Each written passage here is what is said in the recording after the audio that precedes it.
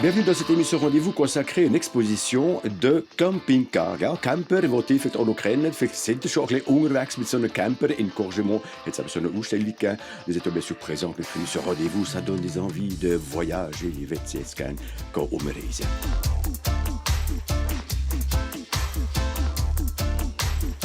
Bon, alors en fait, il y a un magnifique choix ici à Courgemont avec ces différents campers. Alors, est-ce que ce sera peut-être l'éventualité d'un premier achat, d'une première location? Pourquoi vous êtes intéressé à une telle expo?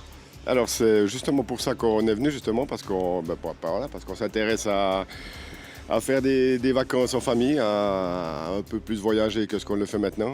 Et puis effectivement, c'est l'occasion de venir voir ce qui se passe ici. Ok, ganz genau. So gute Möglichkeit, um zu sagen, wir würden gerne vielleicht ein bisschen mehr reisen und vielleicht eine andere Art zu reisen. Alors tu sais que si ton pape, si t'achètes un truc comme ça, ça veut dire que vous serez l'un sur l'autre. Ça va aller? Ouais, ça va aller, je pense. Qu'est-ce que tu penses, Fred, de faire des vacances comme ça, justement, avec un véhicule à vous, sans hôtel, sans rien? Moi, je pense que ce serait pas mal, mais après, une semaine ou deux, ça fait un peu long, peut-être. Donc il faut acheter le gros modèle, quoi. Ouais. Okay, also das grosse Modell müssen Sie jetzt kaufen, sonst wird es ein bisschen eng mit der ganzen Familie unterwegs. Aber kommt gut.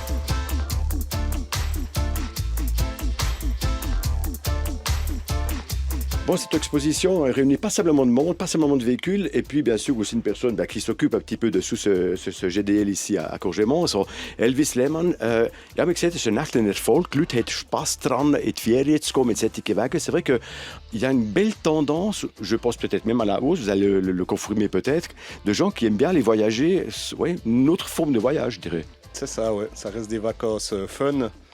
Les gens ont besoin de liberté, ont envie de s'évader. Et puis, y a la fameuse van life. C'est vraiment un trend qui continue et puis on vend du rêve. Also Vanlife, ja, Träume verkaufen, das ist die Idée, dass die Leute auch so mitmachen. Mais est-ce qu'il y a des restrictions en fait d'acheter, de se porter acquéreur d'un tel véhicule? Par exemple, est-ce qu'on peut se parquer partout? Est-ce que c'est pas un petit peu compliqué? C'est grand aussi. Also gibt es les Restriktionen, dass man sagt, ja, kannst du nicht parkieren und die Leute haben uns vielleicht nicht so gern? Alors il y a plusieurs styles, dimensions de véhicules. C'est vrai que suivant la grandeur, on ne peut pas aller n'importe où. Donc on trouve beaucoup d'applications en fait avec des lieux de stationnement officiels, parfois un peu moins mais qui sont tolérés. Puis sinon y a les campings et puis des destinations à la mode en fait qui accueillent volontiers le camping-car, parfois un peu plus au nord où on trouve plus facilement de la place. Okay, also keine Angst haben im Fall, dass Sie so einen Wagen kaufen oder mieten, ist eben unmöglich. Die können überall gehen. Es gibt ja Applikationen, die euch zeigen, wo könnt ihr parkieren, ohne jemanden zu stören. Im Norden haben Sie noch gerne, wenn die so mit den Camper unterwegs sind. Voilà, bon voyage.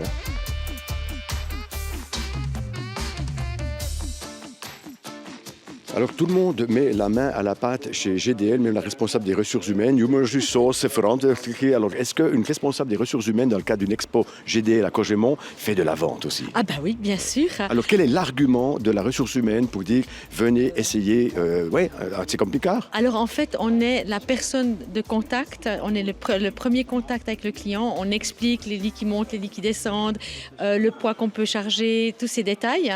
Et ensuite, dès que le client est plus intéressé, qui veut savoir le prix exactement, on l'amène chez un vendeur. Okay, super. Also erst Kontakt ist da hier, um zu sagen, ja, wie groß ist das Ding, was ist die Möglichkeit mit so einem Wagen, was kann man machen? Und dann, wenn es so weit kommt, dass der Kunde sagt, interessiert bin ich, okay, zack, Verkäufer kommt und dann tun sie ein bisschen verhandeln, schauen und die beste Lösung finden.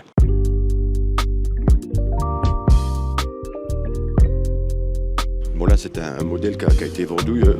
Bonjour, monsieur, dame. Alors, j'ai vu que ce modèle-là, il est vendu, donc c'est dommage, quoi. Ben oui, c'est trop tard. Ouais. Mais bon, il y en a d'autres.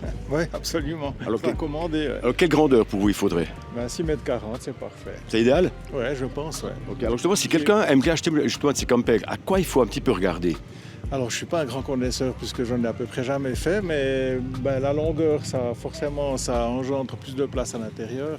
Un lit confortable et puis après les options c'est selon ce qu'on veut faire, quoi. Okay, also 6,40 Meter ungefähr ist eine gute Größe in dem, dass wir nachher sehr viele Sachen drin haben und eben, ja, es gibt ein paar Optionen und so weiter. Cuisine, c'est utile? Ah oui, ben oui, alors si vous avez déjà un bus comme ça, cuisine, douche, WC, non, quand même un peu de confort, quoi. Okay, Komfort, ein bisschen wie daheim mit WC, Dusche und ein kleines Kochchen, wow. Voilà, on arrive au terme de cette émission Rendez-vous consacrée à une exposition de camper. Also, ich muss schon zugeben, ja, wenn wir so solche Wege sehen, möchten wir gerne in die Ferien gehen. C'est vrai que ça donne des envies d'aller faire des vacances. Allez, à la semaine prochaine, bis nächste Woche. Tschüss zusammen.